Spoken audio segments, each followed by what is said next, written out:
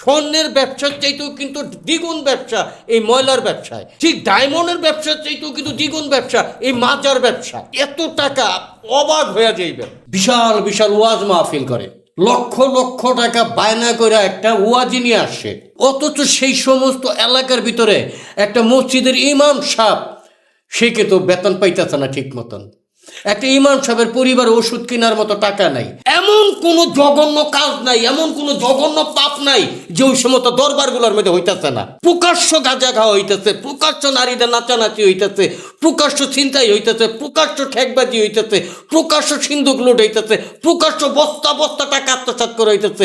এমন কি জঘন্য কাজ নাই যে কাজগুলো আমাদের মাজার বা দরবারের ভিতরে হয় না। আমি হ্যাডাম বাবা আমার বর্তমান বাজারে 12,000-এর উপরে কন্টেক্ট চলতেছে। আমি বুঝতে পারি নাই যে আমি বাটপাড়ের পাল্লায় পড়ে গেছি বা বাটপাড়ি জগতে নিজেকে হারায় ফেলাইতেছি। কিছুদিন ধরে দেখতেছি কন্টেন্ট ক্রিয়েটর এখন জুয়ার ব্যবসা শুরু করে দিচ্ছে। মাজার কি কেউ ভাঙে নাকি? এগুলো মাজার তো আমি ভাঙতে দেখি না কোথাও। আমি তো এখানে দেখি ক্ষমতার আধিপত্য বিস্তার। এত বছর তোমরা খাইছো সিন্ধুক ব্যবসা কইরা, এখন দল বদলাইছে, এখন আমরা খাবো সিন্ধুক ব্যবসা কইরা।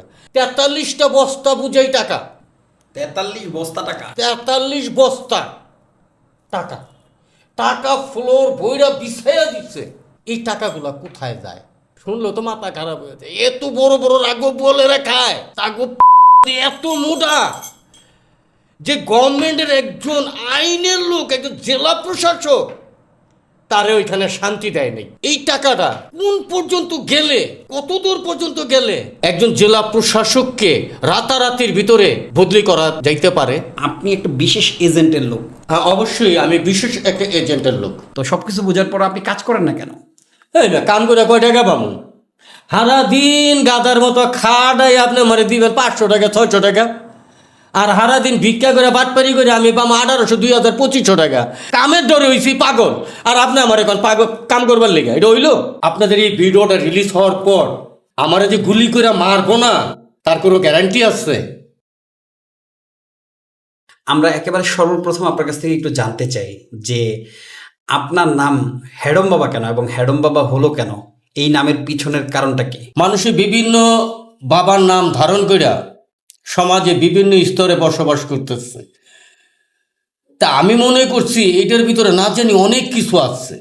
আচ্ছা, অনেক কিছু সাধন করা যায়, অনেক কিছু পাওয়া যায়, আল্লাহ পাওয়া যায়, রাসূল পাওয়া যায়, সব কিছু পাওয়া যায়। তা আমি ওইটারে মনে কইরা আমি রসিকতার সাথে আমি আমার নামটাকে রাখলাম হ্যাডাম বাবা। হ্যাডাম বাবা যখন নামটা রাখলাম তখন হাতে বালা পরলাম, চুড়ি পরলাম, গলায় কতগুলো তসবি ঝোলাইলাম, একটা সাদা কাপড় পরলাম। এখন যখন আমি লেবাসটা ধরছি আমার কাছে মন হইতেছে যে আমি বিশাল কিছু হয়ে গেছি। হ্যাঁ, মানুষ তো আতঙ্ক হয়ে গেছে। সবাই আমাকে দেখলে সালাম দেয়, আবার আইসা আমাকে সালাম করে, আবার হাত মিলায় আমার হাতের মধ্যে টাকাও গুজ্জা দেয়। আমি চিন্তা করলাম, বাহ, ভালো তো একটা সুবিধা রাস্তা পাইছি। কিন্তু মানুষ তো দলে দলে আমারে খুব সম্মান করতেছে, ভাবে যে আমার ভিতরে না জানি অনেক কিছু আছে। আসলে কি কিছু আছে? কই থেকে থাকবো? আমার এই চিত্তলে ওইটা আর উত্তা করলে পাছাটা, এই ছাড়া আমার ভিতরে আর কিছুই নাই। অথচ জনগণ মনে করে আমি বিশাল কিছু, হ্যাডাম বাবা, মনে অনেক কিছু আছে। অনেকে মুরগি নিয়ে আসে, মিষ্টি নিয়ে আসে, দুধ নিয়ে আসে। এখন আমি চিন্তা করলাম যে এইটাই মনে হয় বাটপাড়ির 1 নাম্বার রাস্তা। আচ্ছা, মানে এইটার ভিতরে কোনো ঝামেলা নাই, কোনো কিছু নাই, কোনো ডর নাই, ভয় নাই, উল্টা আমারে ডরায়। আশ্চর্য হয়ে গেলাম, আমি করতেছি বাটপারি, যেখানে আমি ডরামু এখানে দিয়ে আমারে ডরায়। মনে করে বাবায় অভিশাপ দিব, অভিশাপ দিলে তো ধরলা যামু, খার হয়ে যামু, বেশ তো পামু না। আসলে যে আমি সারা জীবন গাঞ্জা খাইয়া দিয়ে ওটারে কালা বানিয়ে লিখছি এটা তোর জনগণ জানে না। আমি যে লেবাসদারি ভণ্ড পাগল এটা কিন্তু সমাজ জানে না। কিন্তু আমি যে হ্যাডাম বাবার নামটা রাখছি এই সমাজের বিভিন্ন স্তরে বিভিন্নভাবে অনেক পাগল আছে, সাধু আছে, সন্ন্যাসী আছে, উজা আছে, বৈদ্য আছে, ফকির আছে, এক একটা ধারা এক একটা। এখন তাদের ভিতরে কি, এখন যাইয়া দেখি যে এরা দিয়ে আমার মতন এইরকমই। আয় হ্যাঁ, এলাহি কাণ্ড, মানে বাটপাড়ির একটা রঙ্গনীলা এটা। আসলে আমার নাম মোহাম্মদ আব্দুর রাজ্জাক মোল্লা ওরফে হ্যাডাম বাবা। আমার হোম ডিস্ট্রিক্ট মানিকগঞ্জ জেলা, হরিরামপুর থানা। আমার পিতা মৃত শামসু মোল্লা। আমরা 3 ভাই, আমার কোনো বোন নাই। 3 ভাইয়ের ভিতরে 2 ভাই আমরা আছি, 1 ভাই নিরুদ্দেশ হয়ে গেছে। আমরা যখন ছোট ছোট তখন আমার বাবা মারা যায়। আমার মা চাতই পাখির মতো মনে করেন আমাদেরকে বুকে আগড়াইয়া মানুষের দুয়ারে দুয়ারে ঘুরা, মানুষের বাসা বাসা কাজ করে অনেক কষ্টে ফ্যান পানি খায়া আমাদেরকে মানুষ করছে। তবে বিধিবান একটা জায়গায় আমার মা, যিনি আমাকে 10 মাস 10 দিন গর্ভে ধারণ করছে, যার 32 নাল দুধ খায় আমি আজকে মানুষ হয়েছি, সে মা আমাদেরকে একটা বান দিয়া দিচ্ছে। সেটা হইল আমার মায়ের একটা আদেশ যে হারাম 10টা পয়সা যদি আমরা মুখে দিই, সেদিন থেকে আমার মায়ের 32 নাল দুধের দাবি থেকে আমরা বঞ্চিত হয়ে যাব। তো এত বড় কঠিন একটা শর্ত দিয়ে আমার মা আমাদেরকে ছেড়ে দিচ্ছে। আর ওই কঠিন শর্তটাকে বাস্তবায়ন করতে যেয়ে আমাকে অনেক হিমশিম খাইতে হইতেছে। তাছাড়া অনেক ছোটকালের থেকে সংসার হাল পড়ে গেছে উপরে, লেখাপড়া তেমন একটা করতে পারিনি। ক্লাস 10 পর্যন্ত পড়াশোনা করছি, ছোট ভাইটাকে মানুষ করছি, এবং সাংসারিক বা সামাজিক একটা সংগ্রামে বাইচা থাকার জন্য অনেক কর্মে নিজেকে নিয়োজিত করছি। যদি প্রশ্ন করেন তাহলে হয়তো কর্মের ধারা আমি শেষ করতে পারবো না। কি কি কাজ করছেন এই পর্যন্ত? আমার জীবনে আমি আর্টের কাজ করছি, আর্টিস্টের কাজ করছি, রং ডিস্টেম্বরের কাজ করছি, কারেন্টের কাজ করছি, বাসায় কাজ করছি, রিক্সা চালাইছি, ভ্যান চালাইছি, মাটি কাটছি, হোটেল করছি, পান দোকান করছি, চটপটির দোকান করছি, পিঠার ব্যবসা করছি, পেপারের ব্যবসা করছি, বইয়ের ব্যবসা করছি, বাদাম বিক্রি করছি, অসৎ নারীদের দালালি করছি, গাঞ্জা বেচছি, বাবা বেচছি, চুরি করছি। মানে বাইচা থাকার জন্য এমন কোনো কর্ম নাই আমি যা করিনি। শুধু 2টা কাজ বাকি। 2টা কাজের ভিতরে সেটা হচ্ছে ড্রাইভিং এবং বিমান হেলিকপ্টার। আমি লঞ্চও চালাইছি, রিক্সা ঠেলছি, বাসায় কাজ করছি। মানে জীবনটা অনেকটা সংগ্রামের ভিতরেই। আর এই এত ধারায় নিজেকে পরিচালনা করতে যাইয়া আজকে আমি দিশেহারা। কেন দিশেহারা আপনি? কারণ আমাকে একটা কাজের উপরে স্থায়ী করে রাখতে পারি নাই। যখন যে কাজে গেছি প্রথম ভালো লাগছে, যখন দেখছি যে এখানে 2 নাম্বারই চলে, অসৎ কিছু কাজ আসছে, সেখানে আর আমার মন টিকে না। তখন সেখান থেকে চলে যাই, আবার আর এক কর্ম করি। এইভাবে করতে করতে লাস্ট ফিনিশিংয়ে এক বাড়িতে দারোয়ানের কাজ নিলাম, মাসে 10,000 টাকা বেতন। তো চিন্তা করলাম আমার বৃদ্ধ একটা মাকে নিয়ে 10,000 12,000 টাকা দিয়ে মোটামুটি ডাল ভাত খেয়ে চলবে। অথচ সেখানে যায়ও কিন্তু আমি পরিস্থিতির শিকার। কিরকম? যেমন যেই বিল্ডিংয়ে আমি কর্মরত অবস্থায় ছিলাম, সেই বিল্ডিংয়েরই এক ফ্ল্যাট মালিক মাদকের সাথে জড়িত। ফ্ল্যাট মালিক মাদকের সাথে জড়িত? মাদকের সাথে জড়িত। এটা আপনি বুঝলেন কিভাবে? সে মাদক ব্যবসা করত। আচ্ছা। আমি দারোয়ান, আমার মাধ্যমে সেই জিনিসগুলা তার বিভিন্ন লোকদের মাধ্যমে সাপ্লাই করা হইতো। কিন্তু আমি বাধ্য, কারণ আমি তাদের চাকরি করি, তাদেরকে না বললাম। এখন তাদের কথা তো আমার শুনতে হবে। তবে ঘটনাক্রমে মনে করেন যে কোনো পর্যায়ে তার একটা চালান ধরা খাওয়া যায়। আচ্ছা। মোটা ধরনের একটা চালান ধরা খাওয়া যায়, কিন্তু কাউকে কোনো রকম দোষারোপ তারা করতে পারে নাই, কারণ সবাই তো পিছনে কারণ আমি তো সন্ন্যত ছাড়া, আপনাকে সহ গ্রেফতার করে? তারা আমাকে সন্দেহ করতেছে, মানে আপনাকে সন্দেহ করতেছে বলতে যে মানে আমি এই চালানটা ধরাইয়া দিচ্ছি। মানে ধরা দিচ্ছেন ওই সময় কি আপনাকে গ্রেফতার করছে কিনা? না, আমাকে তারা গ্রেপ্তার করেনি, ওই না করার কারণেই ভাবছে যে আপনি যে আমি ধরা দিচ্ছেন। ধরাইয়া দিচ্ছি। ওকে। এখন তারা আমাকে মেরে ফেলবে, এইটা সেটা। এখন আমি তো নিরুপায়, কারণ আমার বয়সে আমি কখনো বন্ধু বান্ধব নিয়ে চলিনি বা কারোর সাথে সেরকম সব কথা, কারণ কর্ম করতে করতে আমার জীবন শেষে, আমি বন্ধু বান্ধব নিয়ে আড্ডা দিব কখন, বা সে ধরনের কোনো ব্যাগিন আমার ছিল না। আমি অসহায়, দুর্বল। এখন একটা মানুষ যদি আমাকে দাঁড়া করায় একটা থাপ্পড় মারে, আমি সেটা প্রতিবাদ করতে পারবো না। কাজে সেখান থেকে পালায়া যাওয়া ছাড়ার আমার উপায় নেই। তা আমি এখনো পর্যন্ত সেই আতঙ্কে ভুগতেছি এখনো। এই যে আজকে যে আপনাদের সামনে আসছি, আমি এখনো পর্যন্ত তাদের আতঙ্কিত, কারণ মাদক ব্যবসায়ী যারা, তাদের হাত অনেক লম্বা, আর তাদের ভেতরে কোনো মায়া দয়া বলতে কিছু থাকে না। তো যাই হোক, অনেকটা কর্মজীবন পার হইতে হইতে আমার বৃদ্ধ একটা মা, আমি পারি না চুরি করতে, পারি না ডাকাতি করতে, পারি না সিটারি করতে, পারি না বাটপারি করতে। তো এমন একটা সময় আইসা যায় আমার, তখন নিজেকে পরিচালনা করতে খুবই হিমশিম খাইতে হইতেছে। তখন বাধ্যতামূলক আমি মানুষের কাছে হাত পাততে শুরু করি, মানে যাকে বলে ভিক্ষা। মানুষের কাছে আমি হাত পাততে, মোটামুটি কোনো রকম আমাদের সংসারটা চলে। সারাদিন মানুষের কাছে হাত পাতলে 1000, 1200, 1500 যাই পাইতাম, আমার বৃদ্ধ মাটাকে নিয়ে ঘর ভাড়া দিয়া কোনো রকম ডাল ভাত খাইয়া সুস্থভাবেই ছিলাম।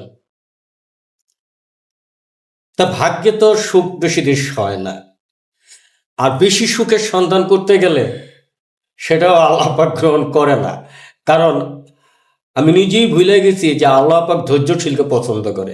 আমি ধৈর্য হারা হয়ে গেছিলাম। বর্তমান সমাজের আনাচে কানাচে যে কিছু কন্টেন্ট ক্রিয়েটর যারা, ভিউ ব্যবসায়ী যারা পাগলের চরিত্র বিক্রি করে, পাগলের সততা বিক্রি, কিন্তু এটা আমি বুঝতে পারিনি তখন এটার ভিতরে যে কি, এই ভিডিও করা বা ফুটেজ করা বা কন্টেন্ট, এই সম্বন্ধে যে আসলে যে কি, আমি এটা কিন্তু বুঝি না। কারণ আমি নিজে টাচ মোবাইল চালাই না, আর এই সময় তো আমি বুঝি না। তখন আমার একজন ডাক দিয়া 10 মিনিট 15 মিনিট ভিডিও করলো, আমাকে আবল তাবল কিছু জিজ্ঞেস করলো, আমিও আবল তাবল বললাম। তারা আমাকে 1000 টাকা দিল। ওই 1000 টাকাই আমার জীবনে যে এই পর্যায়ে নিয়ে আসবে আমি ভাবতে পারিনি। আর আমি চিন্তা করলাম যে সারাদিন ঘুরলে আমি 1000 টাকা পাই না, মানুষের কত রকম ধিক্কার, লাঞ্ছনা, ঘৃণা, অপমান, অপদস্থ, রৌদ্রে জল বৃষ্টিতে ভিজতেছি, আর এইখানে 10 মিনিট আমাকে 1000 টাকা দিয়ে দিল, তাহলে এটা তো আমার খুব ভালো জিনিস, খালি কথা বললেই টাকা দেয়।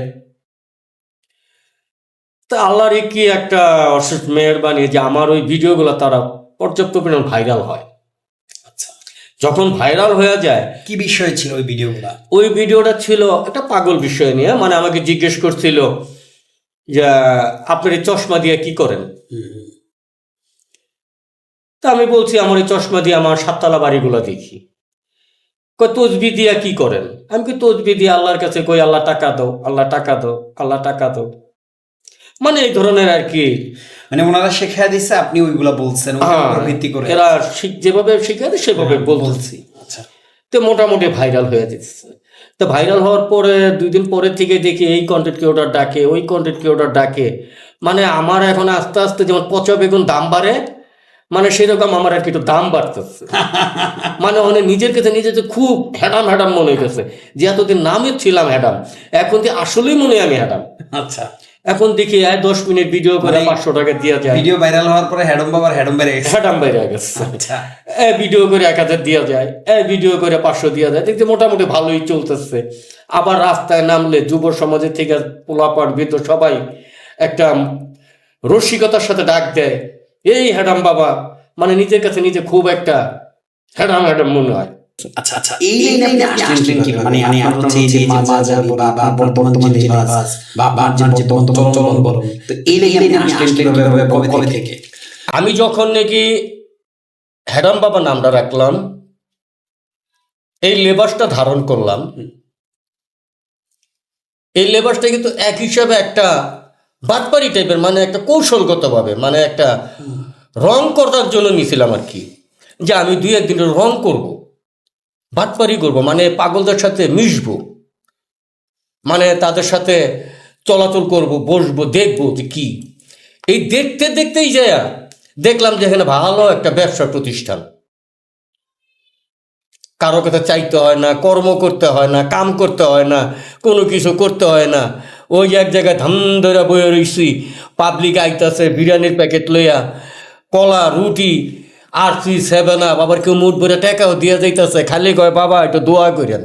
আচ্ছা, মানে এটা আপনি শুরুটা কতদিন আগে বা কিভাবে? এটার শুরুটা হচ্ছে আমার এই কন্টেন্ট ক্রিয়েটরদের পাল্লায় কইরা।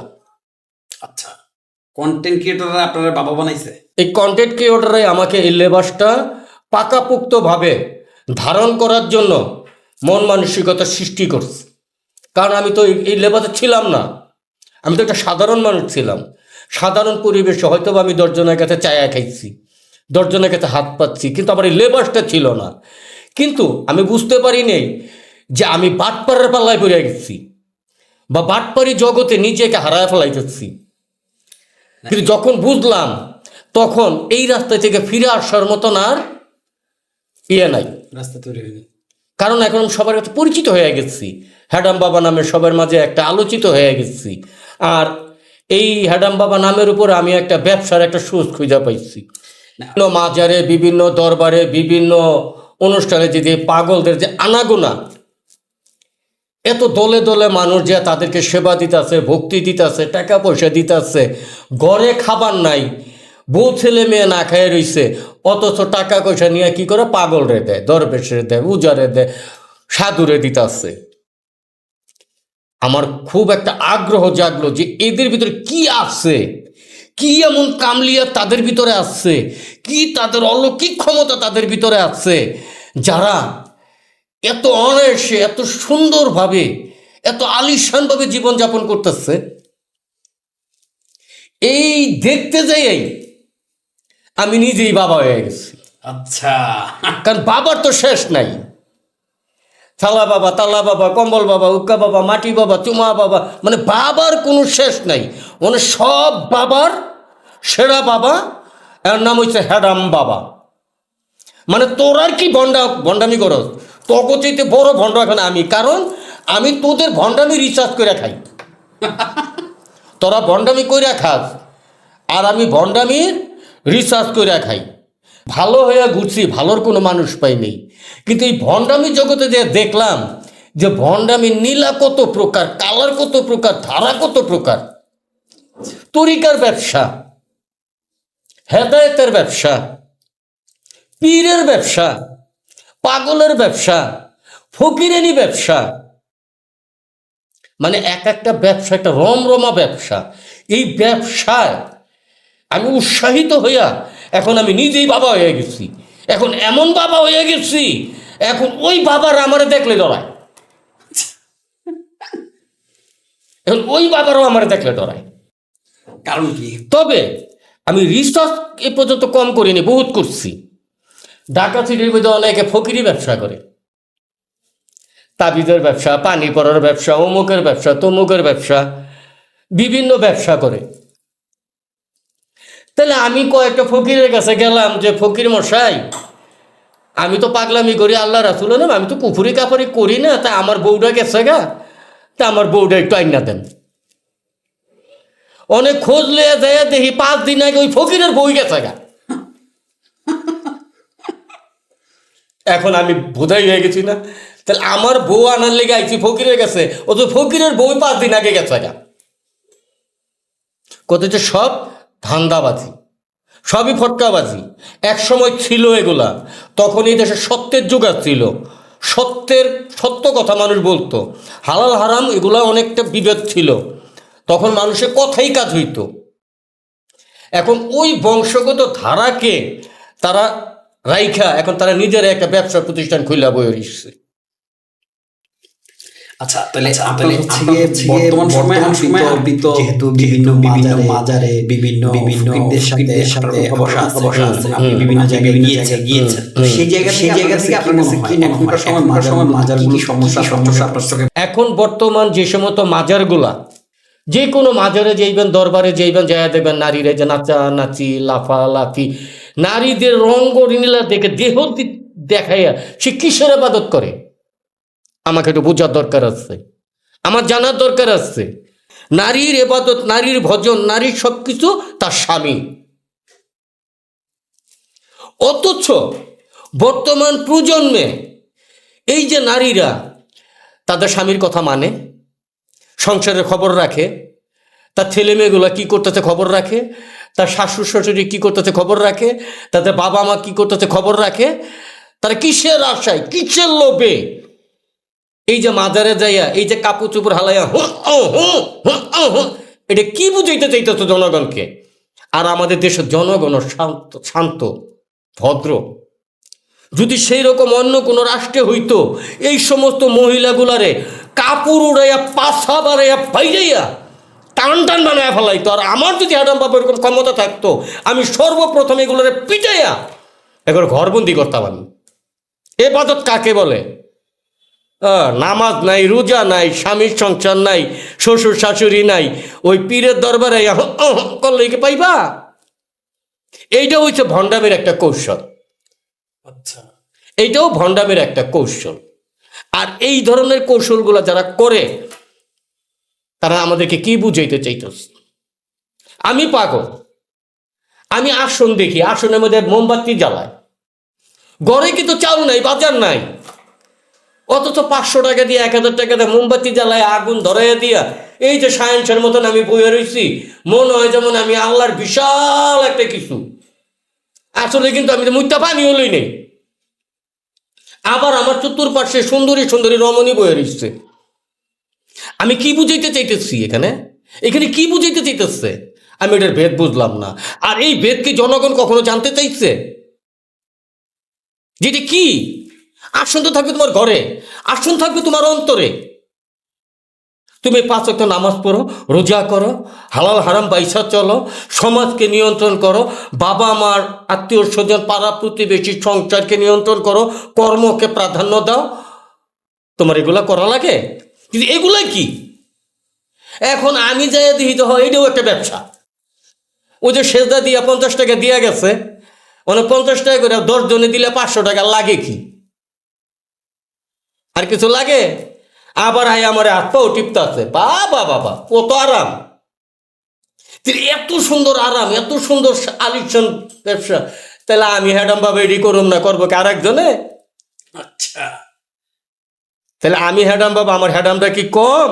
মানে মাজারগুলোতে যে এই যে টাকা উত্তোলন করা হয়, কোটি কোটি টাকা আপনার হচ্ছে গিয়ে উত্তোলন করা হচ্ছে, এই টাকাগুলো কোথায় যাচ্ছে বা কি হচ্ছে? আসলে বলতে গেলে অনেক কিছুই বলা যায়, আবার না বললেও না।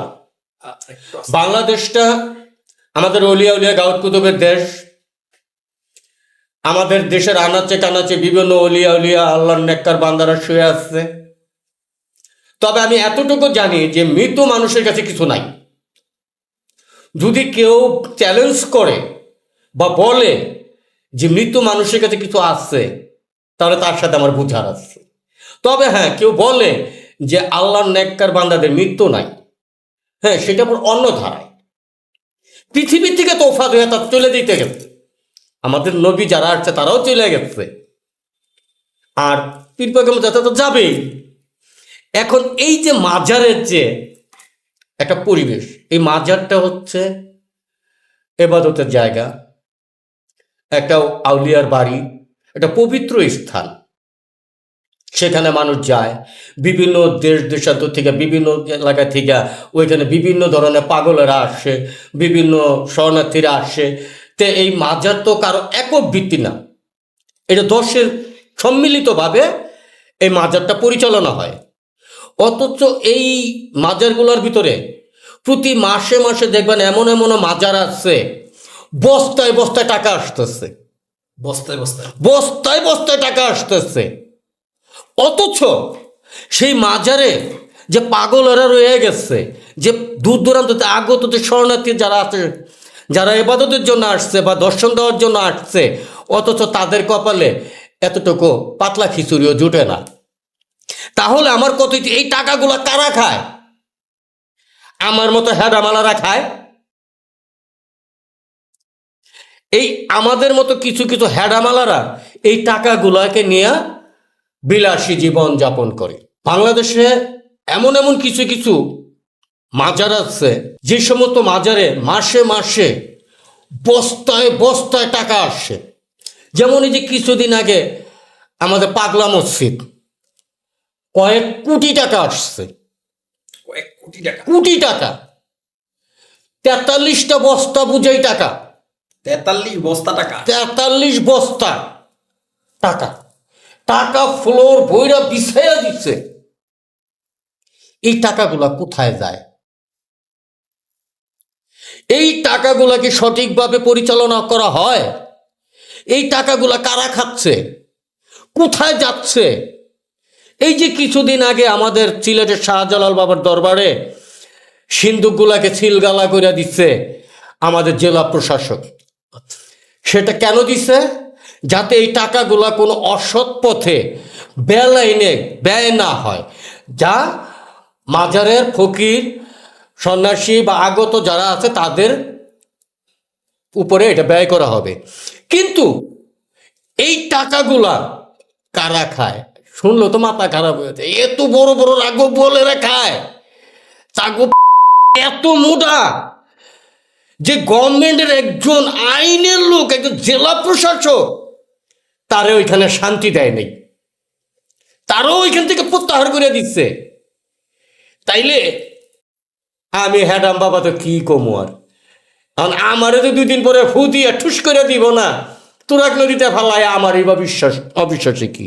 তারপরও আমি পিছপা হইতে রাজি না, কারণ আমি হ্যাডাম বাবা যা সত্য দেখিতেছি আমি সেটাই প্রচার করতে বাধ্য। আপনি কল্পনা করে পাইবেন না যে এই টাকাগুলা কত দূর পর্যন্ত হাত পর্যন্ত গড়ায়, কত দূর পর্যন্ত যায়। শুধু খালি মাজারের টাকা না, সাধারণত ময়লার ব্যবসাতেই দেখাই। যে ময়লা আপনার ঘরে থাকলে পয়সা দুর্গন্ধ বাইরায়, ও তো সেই ময়লার ভিতরেও crore crore billion billion dollar টাকা। এই টাকা কারা খায়? একবার চিন্তা করে দেখছেন? স্বর্ণের ব্যবসার চাইতেও কিন্তু দ্বিগুণ ব্যবসা এই ময়লার ব্যবসায়। ঠিক ডায়মন্ডের ব্যবসার চাইতেও কিন্তু দ্বিগুণ ব্যবসা এই মাজার ব্যবসা। এত টাকা অবাক হয়ে যাইবেন। তবে এই অসৎ কর্মকর্তাদের, অসৎ এলাকাবাসী, অসৎ যে ম্যানেজিং কমিটির যে লোকজন আছে, এদের কারণে আজকে ওই ডিসি সাহেব, ওই জেলা প্রশাসক সাহেব কিচ্ছু না, তুচ্ছ। তাহলে এই টাকাটা কোন পর্যন্ত গেলে, কত দূর পর্যন্ত গেলে একজন জেলা প্রশাসককে রাতারাতির ভিতরে বদলি করা যাইতে পারে? এটা আপনারা বিবেকবান মানুষ, সচেতন মানুষ, আপনাদের জ্ঞানের ধারায় এটা বিবেচনা করবেন বা বিশ্লেষণ করে দেখবেন। আমি হ্যাডাম বাবা মুখের ধরে বইলা ফেলাই। মাজারগুলাতে যে মানুষ যায়, মানত করে, মানুষ যায় সন্তানের জন্য, মানুষ যায় আপনার হচ্ছে বিপদ থেকে বাঁচার জন্য। আসলে কি এই যে মাজারগুলাতে আপনার হচ্ছে বিপদ থেকে বাঁচার কোনো রাস্তা কি আছে? ইম্পসিবল, কোনো প্রশ্নই আসে না। একমাত্র আল্লাহ পাক রব্বিল আলামিন ব্যতীত পৃথিবীতে কারো কোনো ক্ষমতা নেই দেওয়ার মতন। যেখানে আমাদের প্রিয় নবী হযরত মুহাম্মদ সাল্লাল্লাহু আলাইহি ওয়াসাল্লাম আমাদের জগতের মা ফাতেমাকে বলছিল যে মারে, তোর যদি কিছু চাওয়ার থাকে এই পৃথিবীতে, আমি জীবিত থাকা অবস্থায় তুই চাই আনে, মৃত্যুর পরে কিন্তু আর কিছু নাই। সেটাই যদি হয়ে থাকে তাহলে আমরা কিসের পিছনে দৌড়াইতেছি? বাবায় বাচ্চা দিব, বাবায় ধন সম্পদ দিব, মানে বাবা নিজেই তো বিয়া করতে না, বাবা নিজেই তো পোলাপান নাই, বাবা নিজেই তো পরের আশায় বয়ে থাকে, তা বাবাই দিব করতে। এগুলো না ফরমানি কাজ, এগুলো কিছু কিছু অসামাজিক কাজ। তবে এই সমস্ত অসামাজিক কাজের থেকে বেরোয় আসতে আমাদের অনেকটা সময়ের প্রয়োজন, কারণ এই বিষয়গুলো আজকে না, দীর্ঘদিন যাবৎ চলে আসতেছে, দীর্ঘদিন যাবৎ। ইদানিং কিছু কিছু এলাকা, আমি কিছু কিছু জেলায় আমি ঘুরছি, যেমন আমি বাইচা থাকতে আমার নাম কি আব্দুল ওহাব মিয়া, লেবাস টেবাস লাগাইয়া দরবেশ সাইজা এলাকার কিছু লোকজন নিয়া বাড়ির ভিতরে কি করতেছি, গাজার আসর বসাইছি। গাজার আসর ইল বাবা দে টান, সেমরির কইছি তুই নাচ, কোমর দিয়ে হারমোনি বাজাইতেছে আর গান গাইতেছে, বন্ধু 3 দিন তোর বাড়িত গেলাম দরজা খুললি না বন্ধু 3 দিন। অথচ এই যে আমি আব্দুল ওহাব মিয়া, আমি যখন মইরা গেছি তখন তো সবারই গাঁজা খাওয়ার রাস্তাটা বন্ধ, এই যে গান বাজনা এটির রাস্তা বন্ধ। তাইলে এই জায়গাটা অক্ষুণ্ণ রাখতে গেলে, ছাই করতে গেলে কি করতে হবে, আমারে ওখানে দাপন দপন কইরা সবাই কিছু টাকা পয়সা দিয়া 4 মুড়া 4টা খাম্বা বানাইয়া উপরে গম্বুজ বানাইয়া আমার আগে পিছে হজরত আর শাহ লাগাইয়া এখন দিছে কি হজরত ও হাফসার দরবার শরীফ, 2 পাশে 2টা সিন্দুক দিচ্ছে, বছরে বছরে মাসে মাসে হাদিয়া নামের চান্দাবাজি, এই পাশে করে সেরিগো নাচানাচি আর ঢোলের বাড়ি, আর ওই পাশে যায় দেহে সাজাও কলকিট মারো টান, চান্দে দেশে যাইবা ফুরাইব তোমার মনের আশা সব কিছু। এই হচ্ছে বর্তমান প্রজন্মে মাজারের এগুলো, আসলে বাজান এগুলো কোনো কিছুই নাই, এগুলো সব হইতে বিভ্রান্তিকর, এগুলোর ভিতরে কোনো, আমরা অযথা অকারণে আমরা চিলের পিছনে দৌড়াই, চিলে মনে আমার কান নিয়ে গেছে, কিন্তু না, আমাদের রাস্তা একটাই, যিনি আমাকে সৃষ্টি করছে, যিনি আমাকে দুনিয়াতে পাঠাইছে, তিনি সর্বকিছু পরিপূর্ণভাবে সাজাইয়া তিনি এক দরজা খুইলা বসে আছে যে আমার বান্দা অন্যায় করব, আমার কাছে মাপ চাইব, আমি আল্লাহ খুশি হয়ে তাকে ক্ষমা করব, এবং সে যদি তাৎক্ষণিক কিছু দাবি করে আমি আল্লাহ সেটা পূর্ণ করুম। অথচ আমরা মানুষ এতটাই বিপরীত দিকে চলতেছি, এতটাই বিভ্রান্তির পথে চলতেছি যে আমরা আল্লাহ রাসূল কিছু ভুলেই গেছি। এখন কারে চিনি? আদম বাবা, খেতা বাবা, কঞ্চি বাবা, শুয়া বাবা, চুমা বাবা, আরে বাবার কাছে গেলে বাবাই কোলে লইয়া এরপরে মাথায় হাত দিয়া তারপরে দোয়া করে দেখ। অথচ আমি বাবার এই দেহি নেই কোনোদিন মসজিদে যায় নামাজ পড়তে, আমি বাবার এই দেহি না অজু কেমনে করে, আমি বাবার এই দেহি না 7 দিনের মধ্যে 1 মাসের মধ্যে গুতলে তলে যাইতে। এখন এই ধরনের কিছু কিছু বিষয় আমি সমাজকে সচেতন করতে চাই, আর এই সচেতনমূলক কিছু কথা আমি বিভিন্ন কন্টেন্টের মাধ্যমে, রসিকতার মাধ্যমে আমি মানুষকে বুঝাইতে চাই, হয়তো মানুষ বুঝে। এই যে কিছুদিন আগে আমাদের বাংলাদেশে একটা ঘটনা ঘটে গেছে যে বিভিন্ন জায়গায় মিছিল মিটিং হইতেছে যে মাজার ভাঙে, মাজার কি ভাঙে নাকি? এগুলো মাজার তো আমি ভাঙতে দেখি না কোথাও, আমি তো এইখানে দেখি ক্ষমতার আধিপত্য বিস্তার। কিরকম? এত বছর তোমরা খাইছো সিন্দুক ব্যবসা কইরা, এখন দল বদলাইছে, এখন আমরা খাবো সিন্দুক ব্যবসা কইরা। এখন কোনো কোনো এলাকায় যাইয়া দেখে যে যারা খাইতেছে তারা আমার আত্মীয় স্বজন, আমার ভাই ব্রাদার, এখন তাদের সাথে তো লাগতে পারি না, এখন কি করুম, যেটা উৎস ওইটার রূপে হামলা। আচ্ছা, আর প্রকৃত একজন আল্লাহর ওলি, আল্লাহর একজন ইমানদার ব্যক্তি যারা আছে তাদের মাজার ভাঙবো তো দূরের কথা, ভাঙার নামটাও যদি কেউ নেয় তাদের মুখটা স্তব্ধ হয়ে যাবে, কারণ তারা সরাসরি আল্লাহর সাথে দিদার প্রাপ্ত। আর পাগল ফকির ওই ফকিরনির ঘরের থেকে আসে না, রাস্তাঘাটের থেকে উঠে আসে না। আমাদের বাংলাদেশের যত উলিয়া উলিয়াইছে উচ্চ বংশগত ঘরের থেকে আসছে, যে আল্লাহ পাক পৃথিবীতে উলিয়া উলিয়াদের পাঠাইছে ইসলাম প্রচার করার জন্য, মানুষের ভিতর শান্তির সুবাস ছড়াইয়া দেওয়ার জন্য, সৎ পথ অবলম্বন করার জন্য, আল্লাহ রাসূলের প্রেমে কিভাবে মগ্ন হইতে সেটা বোঝানোর জন্য, সমাজ সংসারের নিয়ম কারণ, বড় ছোটদের হেদায়েত মান্য সম্মান এগুলো শেখানোর জন্য। অথচ সেই সমস্ত অলি আউলিয়ার দরবারে আজকে কি হইতেছে, এমন কোনো জঘন্য কাজ নাই, এমন কোনো জঘন্য পাপ নাই যে ওই সমস্ত দরবারগুলোর মধ্যে হইতেছে না। প্রকাশ্য গাঁজা খাওয়া হইতেছে, প্রকাশ্য নারীদের নাচানাচি হইতেছে, প্রকাশ্য ছিনতাই হইতেছে, প্রকাশ্য ঠেকবাজি হইতেছে, প্রকাশ্য সিন্ধুক লুট হইতেছে, প্রকাশ্য বস্তা বস্তা টাকা আত্মসাৎ করে হইতেছে। এমন কি জঘন্য কাজ নাই যে কাজগুলো আমাদের মাজার বা দরবারের ভিতরে হয় না।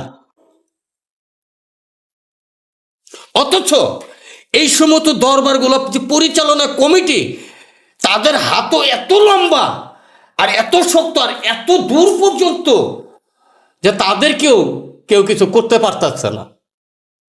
প্রশাসন পর্যন্ত স্তব্ধ, গভর্নমেন্ট পর্যন্ত স্তব্ধ। কারণ তার নজিরানা কিছুদিন আগেই তো দেখাই দিচ্ছে যে শাহজালাল বাবার দরবারের থেকে রাতারাতির ভিতরে একজন জেলা প্রশাসক, যিনি সরকারি একজন কর্মকর্তা, তাকে সেখান থেকে সরে আসতে বাধ্য করা হয়েছে। তাহলে অবৈধ ক্ষমতার শক্তি কত ভয়াবহ। মাজার কখনো কেউ ভাঙতে পারে না। আমাদের ঢাকা শহরে যেমন গোলাপ শাহ মাজার আছে, হাইকোর্ট মাজার আছে, শাহজালাল, শাহ আলী, শাহপরান, এই সমস্ত বড় বড় মাজার আছে। আপনি যখন বাড়ি করছেন, আপনার বাড়ি যদি কেউ দখল করতে আসে, আপনি বাঁচবেন না মরবেন এটাই কি আপনি ভাববেন? আপনার বাড়ি আপনি রক্ষা করবেন না? তাহলে যে সমস্ত মাজারগুলা ভাঙতেছে, যে সমস্ত দরবারগুলা ভাঙতেছে, তারা যদি জিন্দাওলি হয়ে থাকে, তাহলে তাদের কি ক্ষমতা নাই? তারা কি বুঝলো না যে আমার দরবার ভাঙতে এইতেছে, আমি তাদেরকে ফিরাই? এখন তার বাড়ি যখন সে রক্ষা করতে পারতেছে না, তাহলে লক্ষ লক্ষ মানুষ অন্ধবিশ্বাস নিয়ে ওই দরবারে যাইয়া আতুল বিছাইয়া কাইন্দা কেটে মানত নতকিন করে। কেমনে কি? আমি তো নিজেই তো এটা বুঝতে পারতেছি না, কারণ আমি তো হাতে দেখতেছি, আমি নিজেই কোনো ফলাফল পাই নাই। কাজেই মাজার কখনো ভাঙে না। আর মাজার ভাঙার বিভ্রান্তিকর তথ্য সম্প্রচার করিয়া সচেতন কিছু মানুষের মাঝে একটা বিশৃঙ্খলার সৃষ্টি করা হয়, কিন্তু আসলে মাজার কখনো ভাঙে না। আনাচে কানাচে দেখবেন এখন এমন কোনো গ্রাম নাই, এমন কোনো জেলা নাই, এমন কোনো এলাকা নাই যেখানে একটা মাজার হয় নাই। এত মাজার হওয়ার কারণ কি? আর এত মাজার দিনের পর দিন খালি মাজার হইতে আছে। এখন আমি মরলেও, আমি যদি হ্যাডাম বাবা মারা যাই, তখন বাংলাদেশের মাঝখানে একটা মাজার হবে, হ্যাডাম বাবা দরবার শরীফ। আমার মাজারে যে যুবক যুবতী খালি মানত করব পরকীয়া প্রেমের জন্য, সাথে সাথে ফলাফল পাবে, তবে হাদিয়ার উপর নির্ভর করব। তবে হয়তো আমি খাইতারুম না, তবে আমার বংশধররা খাইতারবো। আর আমারে বেচাও এই দেশের অনেক রাঘব বল পণ্ডিতরা বেচা খাইব। তবে আল্লাহর কাছে প্রার্থনা করি, আল্লাহ আমার মা যা তো দূরের কথা, আমার কবর যেন কেউ না দেখে। কারণ এই দেশে মরেও শান্তি নেই, মরলেও মরা মানুষ নিয়ে ব্যবসা করে দেয়, মরলেও মরা মানুষ নিয়ে এই দেশে ব্যবসা হয়। তাহলে সেই দেশে আমরা শান্তি কিভাবে করব? আমি যে হ্যাডাম বাবা, আমি যে ভণ্ড, আমি ভণ্ডের খেতাবটা এমনি লই নেই। আমি দেখছি 2 ক্লাসের ছাত্রের টেবিল থেকে শুরু কইরা উচ্চ পদস্থ কর্মকর্তার টেবিল পর্যন্ত এখানে 2 নাম্বারই ফাঁকিবাজি আর ধোকাবাজি। তাহলে আমি 2 টাকার হ্যাডাম বাবা, তাহলে আমি এক মুষ্টি চাল চুরি করছি, হেতে দোষটা কি? আমি আপনাতে 10 টাকা চাইয়া নিছি, হেতে এত 10 টাকা। ফাঁকিবাজি নাই কোন জায়গায়, ধোকাবাজি নাই কোন জায়গায়, আমার দেখান কোন জায়গাটার মধ্যে বাটপারি নাই, কোন জায়গাটার মধ্যে চুরি নাই। আমরা বাঙালি বর্তমান প্রজন্ম এরকম চলতেছে, কর্মের আগে চুরির অঙ্কটা আগের করি, যে 8 ঘন্টা কাজের ভিতরে 2 ঘন্টা ফাঁকি কিভাবে দিব। আর আজকে এই আমাদের এই যে কি অশ্লীল যে মন মানসিকতা, এই মন মানসিকতার কারণে আমরা কিন্তু ডেভেলপ হইতে পারি না। কারণ আমরা কর্মকে প্রাধান্য দিই না, আমরা প্রাধান্য দিই কি? ধর্মরে, যে বাবাই দিব, বাবাই দোয়া করলে তো সব কিছু, দোয়া তোর দিব। কর্ম কর, কর্মের উপরে কোনো কিছু নাই, কর্মই আমাকে আমার স্থানে দাঁড়া করাবে। আমি যেরকম কর্ম করব আমি সেরকম ফল পাবো। আমি কর্ম করছি লেবাস লাগেন না, এখন আমি কি শুটকোট পিনতে পারুম? আমি যদি শুটকোট পিন্তার কর্ম করতাম তাহলে আমি শুটকোটই পিনতাম, আমার কর্মগুণে আমি ফল। তো এই যে আজকে যে প্রসঙ্গ নিয়ে যত কথা বললাম, আপনাদের এই ভিডিওটা রিলিজ হওয়ার পর আমারে যে গুলি করে মারবো না তার কোনো গ্যারান্টি আছে? কোনো গ্যারান্টি নেই। তবে আর কত বলবো, বলতে গেলে অনেক কিছুই বলা যায়। বাংলাদেশের 64টা জেলা, সব জেলায় কিন্তু আমি ঘুরছি, ঘুরতে ঘুরতে দেখছি বাংলাদেশের কালচার, নিয়ম নীতি, আচার আচরণ। অনেক অনেক জায়গায় যেমন আপনাকে দেখাই, বিশাল বিশাল ওয়াজ মাহফিল করে, লক্ষ লক্ষ টাকা বায়না করে একটা ওয়াজি নিয়ে আসে। অথচ আপনারা খেয়াল করে দেখেন যে লাখ লাখ টাকা খরচ করে একটা ওয়াজি আনে, অথচ সেই সমস্ত এলাকার ভিতরে একটা মসজিদের ইমাম সাহেব সে কিন্তু বেতন পাইতেছে না ঠিক মতন। একটা ইমাম সাহেবের পরিবার ওষুধ কেনার মতো টাকা নাই। একটা ইমাম, একটা মসজিদের মাওলানা সাহেব, সে সুস্থ মতো চলতে পারতেছে না, অথচ লক্ষ লক্ষ টাকা খরচ করে একটা ওয়াজি ভাড়া করে আনে ওয়াজ করার জন্য। স্টেজে ওইটা কি করে, ওই যে অমুক টিকটক, অমুক কুতুবুদ্দিন, অমুক এই এঙ্গা মেঙ্গা করে চুক্কি মাক্কি কি করে না করে লাখ টাকা আপনার হাতে লইয়া যায়।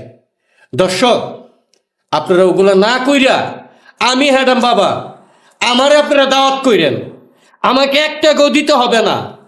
আমি হাদিস কোরআন সম্বন্ধে নাও বুঝি, কিন্তু আপনাদের এই যে মাঝে কোন জায়গায় কোন নিয়ম অনিয়ম হইতেছে, কোন জায়গায় কোন দূষিত কিছু হইতেছে, কোন জায়গায় অকারেন্স হইতেছে, আপনাদেরকে আমি সচেতন করে দিতে পারবো।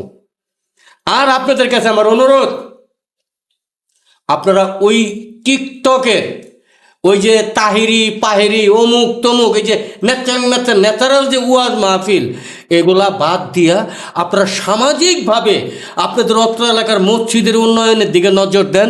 মসজিদের একটা ইমাম সাহেব আছে, তার দিকে নজর দেন, তার পরিবারবর্গদের উপরে নজর দেন, একজন মাওলানা সাহেবের দিকে নজর দেন। 5 ওয়াক্ত নামাজ পড়েন, রোজা রাখেন, আপনি যেমন সজাগ হবেন, আপনার মতন আরও সমাজের 10 জনকে সজাগ করার চেষ্টা করেন।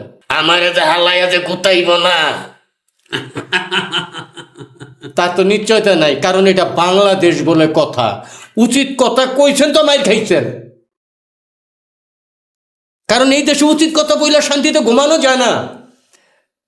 তবে আমার ভয় নেই, কারণ আমার বউও নাই, তেমন পোলাপানও নেই, বিশাল অট্টালিকা জমি সম্পদ নাই যে আমার মাইরা লেলে লস হইব।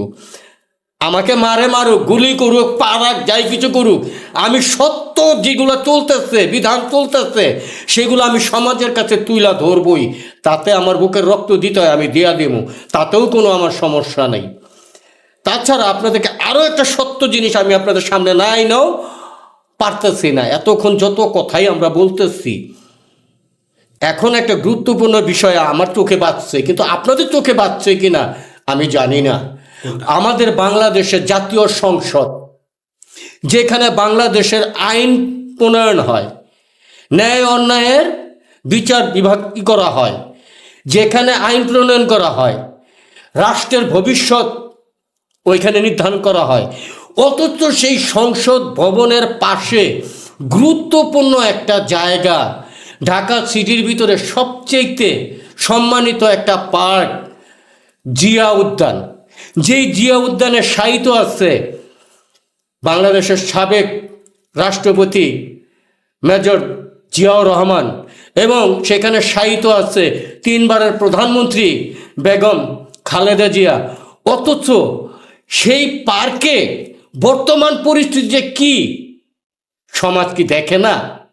কিছু কিছু নষ্ট চরিত্রের নারীদের কারণে, কিছু কিছু কন্ডম কিওটারদের অসামাজিক চালচলনের কারণে একটা ভদ্র পরিবার তার ছেলে মেয়ে বউ বিডি নিয়ে একটু রোমাঞ্চের জন্য যায়, সেখানে একটু বিনোদনের জন্য যায়, তার আজকে বিভ্রান্তিতে পড়ে।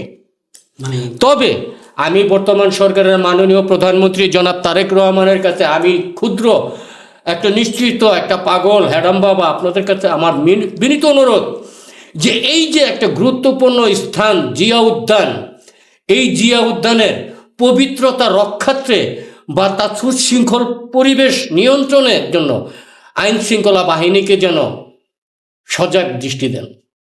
মানে আপনি বলতে চাচ্ছেন যে আপনার হলো জিয়া উদ্যানে এমন এমন কর্মকাণ্ড হচ্ছে যেটা বিব্রতকর, এটা বিভ্রান্তিকর। কারণ আপনি আপনার পরিবার নিয়ে, আপনার ছেলে মেয়ে নিয়ে সারাদিন কর্মের পর বিকালবেলা একটু জিয়া উদ্যানে গেছেন, মাজারটা জিয়ারত করবেন, মাজারটা দেখবেন বা সেখানেই করবেন, অথচ সেইখানে আপনার ছেলে মেয়েদের সামনে একটা অসৎ নারী তাদের গায়ের কাপড় চুপড় ঠিক নাই বা অসৎ কিছু কন্টেন্ট কি ওটাদের কিছু অশ্লীল ভঙ্গিমা, এগুলো দেখার পরে একটা বাবা একটা মা তার সন্তানের সামনে ঠিক থাকতে পারে? তারা বিভ্রান্তিতে পড়ে যায়। এই যে চাও আলী, বাদাম আলী, ফুল আলী, ওই বিড়ি আলী, এই যে এরা এরা কোথেকে আসছে? এরা এরা কারা? এরা এরা জিয়া উদ্যানে কিভাবে ঢুকে? এত বড় গুরুত্বপূর্ণ একটা পার্ক, কেন তোদের জন্য কি আর জায়গা নাই? ঢাকা শহরে আনাচে কানাচে বহুত জায়গা আছে, সেখানে যা।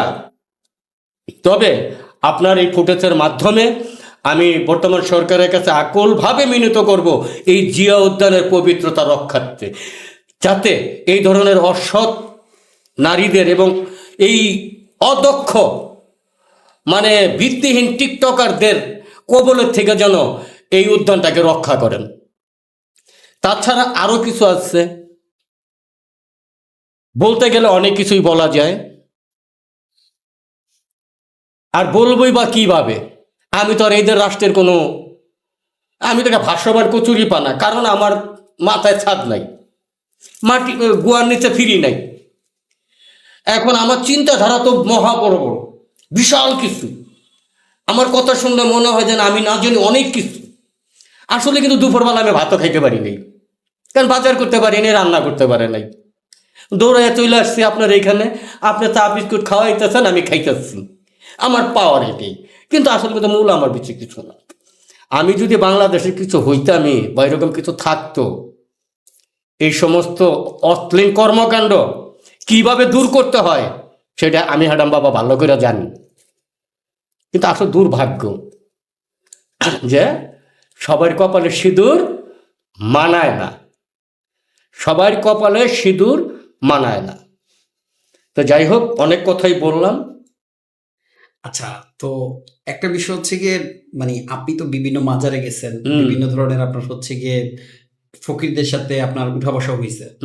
আপনি কি কখনো আপনার হচ্ছে মাদক বা কোনো ধরনের গাঁজা, কোনো ধরনের আপনার হচ্ছে এই অশ্লীলতার সাথে জড়াইছেন কিনা? কথা বলতে গেলে সত্য যেটা সেটাকেই বলতে হয়। সমাজে চলতে গেলে, সমাজ থেকে বিশ্লেষণ করতে গেলে, চোরকে জানতে গেলে চোরের সাথে মিশতে হয়। কাজেই আমি যখন পাগলের দরবেশে গেছি, পাগলের জগতে যখন গেছি, গাঁজা তো আমাকে খেতেই হবে। এখন আমি যতই বলি যে আমি গাঁজা খাই নাই, কেউ বিশ্বাসও করবে না, বরঞ্চ আমি গাঁজা খাইছি, আমি পর্যাপ্ত পরিমাণ গাঁজা খাইছি। তবে এই গাঁজা খাইতে খাইতে বাংলাদেশে কে কি পাইছে, কে কি উন্নতি করছে সেটা আমার জানা নাই। তবে আমি দীর্ঘদিন গাঁজা খাওয়ার পরে শুধু বাংলাদেশ না, শুধু বিশ্ব না, এই সমগ্র পৃথিবীর ভিতরে সর্বোচ্চ নাম করা 3 জন ব্যক্তির সাথে আমার খুব ঘনিষ্ঠ বন্ধুত্ব হয়েছে। কে তারা? নামও শুনতে চান? অবশ্যই। প্রথমত আলিশা, দ্বিতীয়ত কুইরা, তৃতীয়ত বাদাইমা। এই 3 জন ব্যক্তির সাথে, মহান ব্যক্তি, একটা মহান ব্যক্তি। আমি যখন যেখানে যেভাবে থাকি না কেন, এই 3 জন ব্যক্তি সর্বসময় আমার কাছে থাকে। আর গাঁজা খাইয়া আমি আরো উপকার পাইছি। যেমন মানুষ মানুষের সাথে বেইমানি করে, প্রতারণা করে, মানুষ সামনে খাইয়া পিছনটা যায় তীর মারে, আর 50 টাকার গাঁজা খাইলে কিন্তু বেইমানি করে না, ঠাক করে ধরে বহে। হ্যাঁ, আমি কতবার 50 টাকা গাঁজা খাইয়া ঠাক করে দিয়ে ধরে বইছে। অনেক সময় ধন করে বয়ে রইছি, মনে হইতেছে যেমন আমি রকেট দিয়া চাঁদের দেশে দেখতেছি। আবার চাঁদের দেশে দিয়ে আমি বিশাল বিশাল অট্টালিকা করতেছি, বিশাল কত সুন্দরী সুন্দরী হুরপুরি লিয়ে ঘুরতেছি। যখন নেশা খাইতে গেছে, তখন চাইয়া দিই লঙ্গি তো দূরের কথা, নিচের আন্ডার ব্যানও নাই। তবে বাজান, শুধু আমি কেন, পৃথিবীর ভিতরে দলিলে স্পষ্ট লেখা আছে, কোনো মাদকে কোনো ইবাদত নাই। মাদকে ইবাদত নাই বলতে? মাদক যারা ব্যবহার করে তাদের কোনো ইবাদত হবে না। আচ্ছা, মানে মাদক ব্যবহার, মাদককে আমার আল্লাহ স্পষ্ট বলছে এটা হারাম। মাদক ব্যবহার কইরা কে কি কইছে না কইছে, অনেকে কয় যে গাঁজা খাইছে সাধুরা সন্ন্যাসীরা। ঠিক আছে, আমি মানলাম গাঁজা সাধুরা খাইছে, সন্ন্যাসীরা খাইছে, গাঁজা হিন্দু শাস্ত্রের থেকে আসছে, গাঁজা নাকি মহাদেবের থেকে আবির্ভাব হইছে। যদি মহাদেবের থেকে আবির্ভাব হয়ে থাকে, সাধু সন্ন্যাসীরা যদি গাঁজা খাইয়া থাকে, তাহলে মন্দিরে মন্দিরে যায় গাঁজার আসর বহাও না খেললে গা, অলির বাড়িতেই তোকে।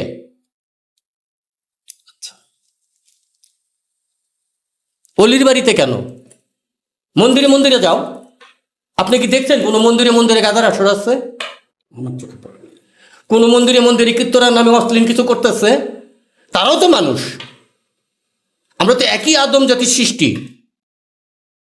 আমরা পৃথিবীতে যে যেই ধর্ম পালন করি না কেন, ধর্ম যার যার, যে যে ধর্ম পালন করি, আমরা কয়টা ধর্মের নাম আমরা জানি? আমরা বংশগত নামই তো 2-4 জনের পরে আর কইতে পারুম না। বাপের নাম, দাদার নাম, বড়দাদার নাম, হ্যার পরের নাম কইলে গো খারাপ মারে দিকে। তে কাজেই আমরা ধর্মের বিষয়ে আমরা কয়টা জানি, কয়টা অবগত আছি? কতগুলো ধর্ম পৃথিবীতে চলমান আছে। ইসলাম, হিন্দু, বৌদ্ধ, খ্রিস্টান, চাকমা, মারমা, গারো, বিভিন্ন ধরনের ধর্ম পৃথিবীতে চলমান আছে। আসলে ধর্ম কোনো বিভেদ নয়, বিভেদ শুধু একটাই, কর্ম। অনেকের ধারণা, যেহেতু আপনি এত ভালো কথা বলেন, অনেক যুক্তিসঙ্গত কথা বলেন, এবং আপনার হচ্ছে গিয়ে অনেক ভিতরের কথা বলেন এবং দুঃসাহসী কথা বলেন, তো আপনি একটা বিশেষ এজেন্টের লোক। এইটা কি আপনার হচ্ছে গিয়ে, এই ব্যাপারে আপনার মন্তব্য কি? হ্যাঁ, অবশ্যই আমি বিশেষ একটা এজেন্টের লোক। আর বিশেষ এজেন্টটা হচ্ছে আমার কর্ম, আমার মনুষ্যত্ব, আমার মেধা, আমার নিজের চারিত্রিক চলন বলন। মানে আমাকে নিয়ন্ত্রণ করার মতো কত প্রকার বাটপারি, কত প্রকার ধান্দাবাজি, কত রকম ছিটারি, কত রকম বদমাশি, কত রকম লুচ্চামি, কত রকম অধ্যায় আছে, আমি সর্বকিছুই কইরা দেখছি, বা এখনো চলমান আছে। এখনো আমি বাটপাড়ির রাস্তায় চলমান আছি। কিছুদিন আগেও আমি গেছিলাম লালনে। আমরা মাঝারে মাঝারে বিভিন্ন জায়গায় জায়গায় আমরা দৌড়াই কিছু শিখার জন্য, কিছু জানার জন্য, কিছু বুঝার জন্য। কিন্তু লালনেও গেছিলাম কিছু শিখার জন্য। অথচ সেদিন যায় দেখি যে সাধুদের মেলা, মানে সাধুদের তো মেলা না, মনে হইল যেন অস্পরাদের মেলা। অস্পরা মানে? মানে সুন্দরী সুন্দরী বউ, মানে এক একটা সাধু এক একটা সুন্দরী বউ সাইডে বয়া বয়ে, মানে মূর্তির মতো খারাপ বয়া রাখছে। মানে কারো বউর চাইতে কারো বউ কম সুন্দরী না। এটা কি আপনার হচ্ছে গিয়ে বউ, আসলেই বউ? এখন আসলে বউ না কি বউ আমি তো আর সংসারে থাকি নাই, আইন না বউ হয়ে রাখছে এই পর্যন্তই জানি। গেলাম ডাইন দিকে, যাইয়া দেখি ও পাগল তো পাগল, মানে বেহেশতের সমস্ত রহমত সব মনে করেন যে মাটির কলকির ভিতরে আগুন ধরাইয়া টাইম না ঝাঁঝরা মানে হেলাইতেছে। ঘটনাটা কি?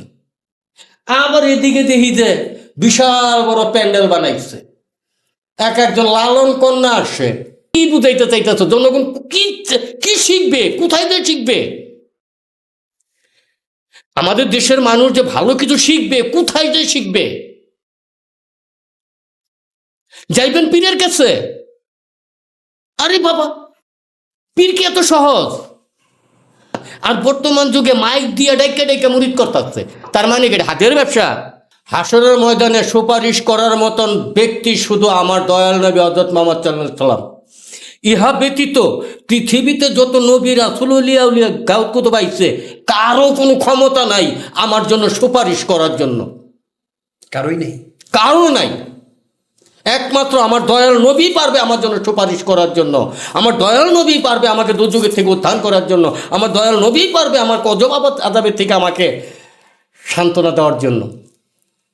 পীরে পারবো না, পীরের ক্ষমতা নাই, ওই ফকির সাহেবের ক্ষমতা নাই, ওই সাধু সাহেবের ক্ষমতা নাই। কারো সাধু সাহেব নিজেই কইতারে না যে ওর হিসাব কেমনে দিব। ওই নিজেই তো কইতে পারে না যে ওর মুখটা ঠিক আছে কিনা।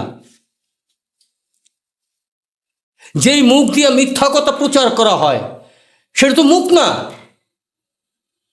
সেটা মুখ আর গুয়া সমান সমান।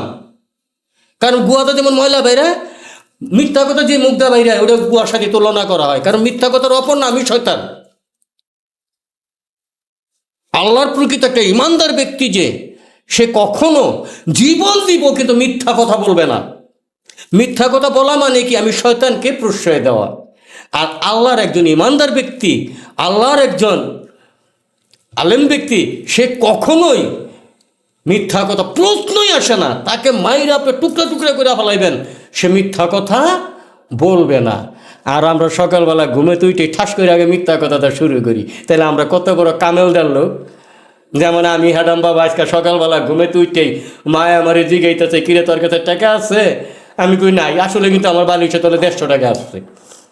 কিনলে কইতে মাছ কইছে হেনেই না কইরা লাইছি, মিথ্যা কথা কইয়া লাইছি, কারণ 150 টাকা দাম কতক্ষণ পরে দাম গাঞ্জা খাইতে। সত্য কথা দিকে আপনারা মারলে দলে যা করার করবেন। কারণ মানুষ আমার দেখলে এমনি এই গান দুটি কয়, অনেক গান দেখো যখন আমার এমনি কথা খাই এই গান দুটি হই। আপনি যে এই যে আপনার হচ্ছে বিভিন্ন ভাবে আপনি এইভাবে চলতেছেন, সবকিছু বুঝতেছেন, তো সবকিছু বোঝার পর আপনি কাজ করেন না কেন? এই না কাম করে কয় টাকা পাবো? সারা দিন গাদার মতো খাটাই আপনি মরে দিবেন 500 টাকা 600 টাকা, আর সারা দিন ভিক্ষা করে বাটপারি করে আমি পাবো 1800 2000 2500 টাকা। এর মধ্যে বড় বড় টুকরা দিয়া ভাত খামু, তো গরুর মাংস। আর সারা দিন কাম করলে পাবো 600 টাকা। আপনারা রাস্তা পিছিয়ে পাইলেন না, এত সুন্দর বাটপাড়ির রাস্তাতে আমি ওই যে নেংটি দিয়া কাম করতে যাবো, কামের ডরে হয়েছি পাগল। আর আপনি আমার এখন পাগল কাম করবার লেগে, এটা হইল? আমি তো পাগলই হয়েছি কামের ডরে। আচ্ছা, আর এই যে বন্ডামি করি, এই যে লেবার ধরে রইছি, কত বাবা কইয়া সাধু কইয়া পীর সাহেব কইয়া মুডের মধ্যে টাকা গাট্টি গাট্টি ভরে দিয়া যায়, তাহলে এগুলি আমি পামু? এত সুন্দর স্বাধীন ব্যবসা। আচ্ছা, অনেকেই মনে করে যে আপনার হচ্ছে গিয়ে আপনি মাজারের বিরুদ্ধে কথা বলার জন্য আপনি এই বেশ ধরছেন, আপনার হচ্ছে গিয়ে আপনি মূলত পাগল না, বা আপনার হচ্ছে গিয়ে মূলত না, শুধুমাত্র মাজারের বিরুদ্ধে, মাজার দেখতে পারেন না এই জন্য আপনি এই কাজ করেন। না, এটা ভুল কথা। মাজার দেখতে পারি না সেটা না, আমি মাজার দেখতে পারি, অলিয়া ওদেরকে ভালোবাসি, পীর পয়গম্বরদের ভালোবাসি, সবই ভালোবাসি, কিন্তু এটার ভিতরে যে একটা কালচার রয়ে গেছে, একটা নোংরামি জগৎ রয়ে গেছে, একটা হচ্ছে প্রকাশ্য আর প্রকাশের বিপরীতে একটা আছে। এই বিপরীতটা জানার জন্য, এই বিপরীতটা বোঝার জন্য আজকে আমার এই লেবাস ধারণ করা। কারণ আমি একটা ভদ্র পরিবেশে একটা পাগলের সাথে আমাকে বসতে দিবে না, আর তার মনের কথাগুলো আমাকে বলবে না, বা তাদের করণীয় কর্মগুলোও কিন্তু আমাদের সামনে উপস্থাপন করবে না। কাজেই এই মাজারের ভিতরে অনেক অনেক অপকর্ম ঘটে। পাগলেরা কি করে, কি তাদের ধারা, কি তাদের করণীয়, তাদের ভিতরে কি সম্পদ আছে, এগুলো জানার জন্য। তো পরবর্তীতে এটাই আমার জানা, এই কারণে আমার এই লেবাস ধরা। এই ভিডিও ফুটেজ এগুলো হচ্ছে সব বিভ্রান্তি, কারণ আমি নিজেই দেখছি ফুটেজ এখন কিন্তু পাওয়া যায় না, ফুটেজ তৈরি করতে হয়। একজন কন্টেন্ট ক্রিয়েটর, তিনি মানবিক ভিডিও করেন, মানবিক ভিডিও করেন। তার চ্যানেলের নাম ছিল ইসলামিক নেটওয়ার্ক এবং হ্যালো নেটওয়ার্ক। তিনি এবং তার সাথে আরেকজন পার্টনার ছিল আমাদের বাংলাদেশের সম্মানিত একটা চ্যানেল এনটিভির একজন সাংবাদিক আল মামুন। এই দুইজন যুক্তি করে আমাকে ডাকলো যে হ্যাডাম বাবা, আপনি সারাদিন ভিক্ষা টিক্ষা করে কয় টাকা পান? আমি বললাম বাবা আমি এই পাই। কয় আপনার আজকে থেকে আর ভিক্ষা টিক্ষা করতে হবে না, আজকে থেকে আপনারা আমাদের সাথে থাকবেন, আমরা আপনার ভিডিও তৈরি করব, আপনাকে মাসে 15,000 টাকা বেতন দিব। আচ্ছা, আর খরচপাতি যা লাগে আমরা দিব। বিনিময় আপনি আমাদের ছাড়া আর কাউকে কোনো ভিডিও দিতে পারবেন না। আপনি যদি ঘরে বসেও থাকেন আপনার বেতন আপনি পাবেন। তা আমি চিন্তা করলাম এত সুবর্ণ সুযোগ, যাক আলহামদুলিল্লাহ। তো পরবর্তীতে তাদেরকে আমি জিজ্ঞেস করলাম যে আচ্ছা আপনারা তো আমাকে ব্যবহার করবেন হয়তো 2-4 মাস 6 মাস, কিন্তু তার পরবর্তীতে আমি কি করব? কয় আপনি টেনশন করবেন না, আপনাকে 15,000 টাকা দিব বেতন, সেইখান থেকে প্রতি মাসে 10,000 টাকা আপনাকে নগদ দিব, 5,000 টাকা করে আমরা হাতে রাইখা দিব, এবং আপনাকে দিয়ে আমরা বিভিন্ন জায়গায় স্পন্সর করব। আচ্ছা, সেইখান থেকেও কিছু ইনকাম করব, এবং মানবিক ভিডিও করার পরে আপনাকে চলার মতো বা আপনার মাকে নিয়ে চলার মতো আপনাকে আমরা একটা অটো কিনা দেওয়ার ব্যবস্থা করব। আচ্ছা, তা আমি মনটা খুব খুশি, যাক আল্লাহ পাক যদি আমার মুখের দিকে তাকাইছে এতদিন পর। কারণ অনেক রাস্তাঘাটে হাবুডুবু খাইছি, অনেকে লাত্তি গুতা খাইছি, অনেকের অনাদরে অবহেলায় জীবনটা পার করছি। এখন আজকে হয়তো কোনো মানুষের দেখা পাইছি, সাক্ষাৎ পাইছি, তারা আমাকে একটা অটো কিনা দিবে, আমাকে একটা কর্মসংস্থানের ব্যবস্থা করে দিবে, আমি খুবই আনন্দিত। এই সুযোগে তারা মনে করেন আমাকে দিনের পর দিন একাধিক ভিডিও নির্মাণ করতে থাকে, শত শত ভিডিও তারা নির্মাণ করতে থাকে। 1 মাস, 2 মাস, 3 মাস, যখন 6 মাস চলে গেল, তখন আমি তাদেরকে বললাম যে বাবারে 6টা মাস তো চলে গেল, এখন কি করবেন? কয় আপনি অটো দেখেন 1-1.5 লাখ টাকার ভিতরে আপনার নামে 1.5 লাখ টাকা বাজেট হয়েছে। আলহামদুলিল্লাহ, আমিও খুশিতে আত্মহারা, আমার বৃদ্ধ মা সেও খুব খুশি, আনন্দিত। আমরা এখান থেকে দুয়ারিপাড়া অটো টটো দেখে কমপ্লিট করলাম। পরক্ষণে তারা দুইজন কি থেকে কি করলো আমি নিজেও জানি না। তারা বলতেছে কয় আপনাকে অটো দিতে কিছুদিন দেরি হবে। আচ্ছা, মনটা ভেঙে গেল। ঠিক আছে, রোজার মাস গেল, তারপরও 2টা মাস চলে গেল, 2.5টা মাস চলে গেল, তারা আমাকে আর অটো দিতেছে না, আমাকে আর বেতনও তারা দিতেছে না। এখন এমন একটা পর্যায়ে, এমন একটা পরিস্থিতিতে আজকে আমি দাঁড়াইছি, আগে যে মানুষের কাছে যে আমি হাত পাততাম, সে হাত পাতার মতন ক্যাপাসিটিও এখন আমার নাই।